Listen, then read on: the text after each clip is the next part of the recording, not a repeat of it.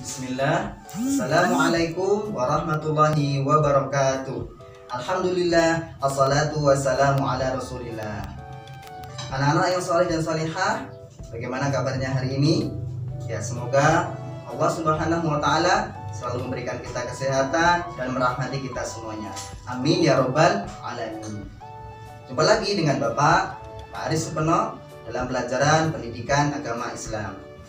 Anak-anak yang soleh dan solehah kelas 6, hari ini kita akan melanjutkan pelajaran yang ke-7, yaitu menerima qadha dan qadar. Sebelum kita mulai, mari kita membaca basmalah bersama.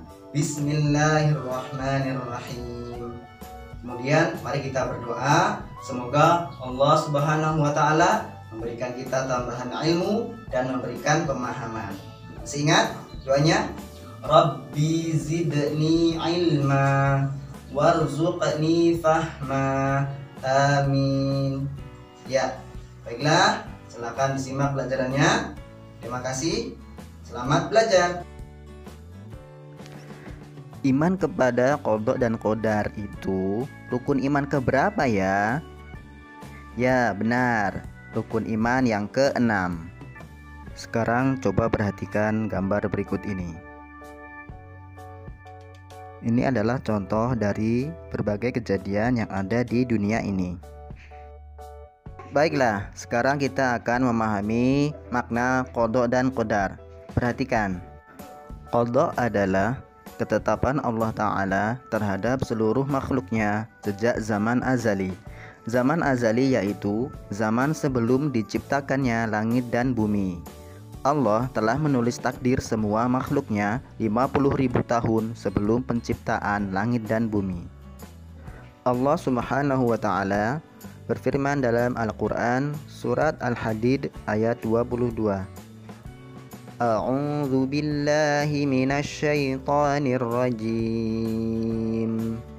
Ma asaba min musibatin fil ardi wala fi anfusikum illa fi kitabim min qabli an nabra'aha inna dzalika 'ala Allahi yasir.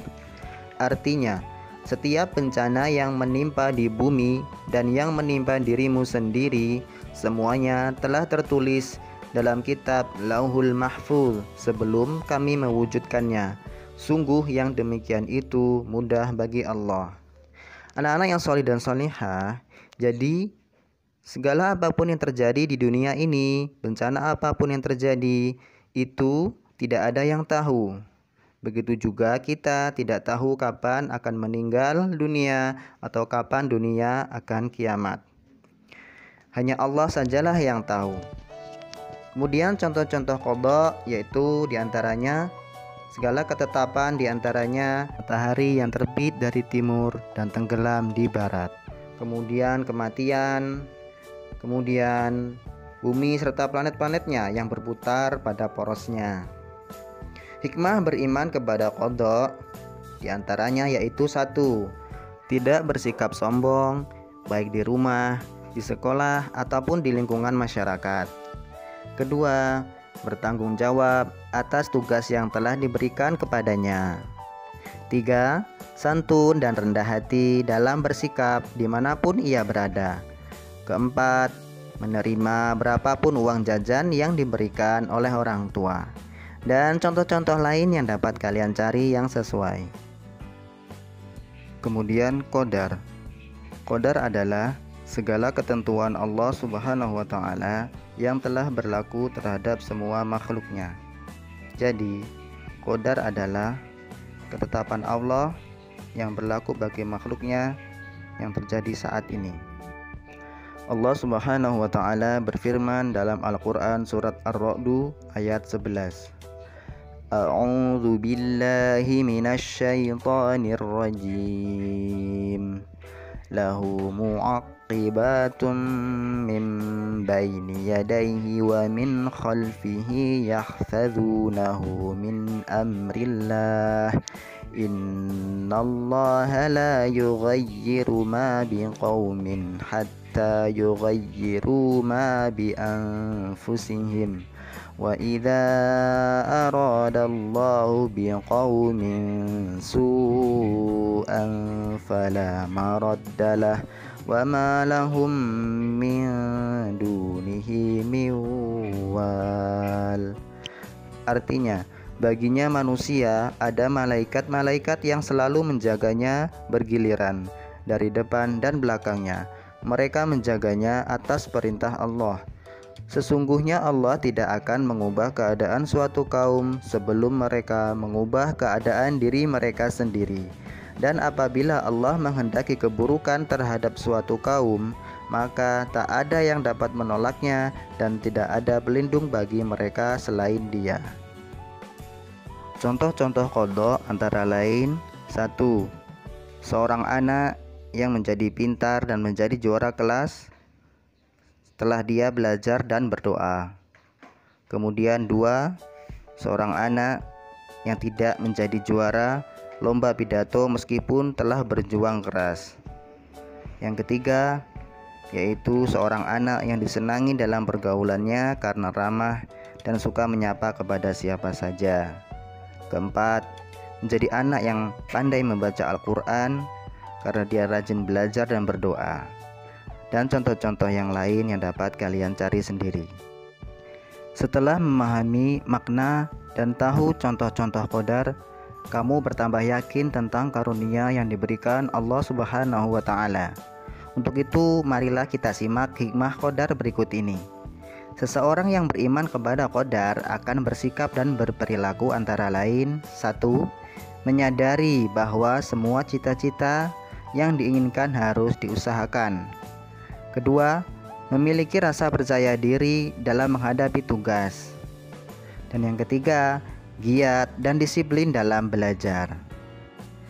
Lalu, apa hubungannya antara qadha dan qadar? Perhatikan garis berikut ini. Qadha yaitu ketetapan Allah sejak zaman azali. Sementara qadar yaitu ketetapan Allah terhadap makhluknya yang terjadi saat ini. Jadi, qadha lebih dahulu daripada qadar. Qadha dan qadar merupakan ketetapan Allah Subhanahu wa Ta'ala atau sering disebut dengan takdir. Anak-anak yang saleh dan salihah, beriman kepada qadha dan qadar merupakan bagian dari rukun iman yang 6. Sebagaimana sabda Rasulullah SAW, "Antu'mina billahi wa malaikatihi wa kutubihi wa rusulihi wal yaumil akhir wa tu'mina bil qadari khairihi wa syarrihi." Artinya, engkau beriman kepada Allah, kepada malaikat-malaikatnya, kepada kitab-kitabnya, kepada rasul-rasulnya, kepada hari akhir, dan engkau beriman kepada takdir yang baik dan takdir yang buruk. Sikap kita sebagai seorang muslim apabila menghadapi takdir yang baik, maka kita harus bersyukur. Dan apabila kita mendapatkan takdir yang tidak baik, maka kita harus bersabar.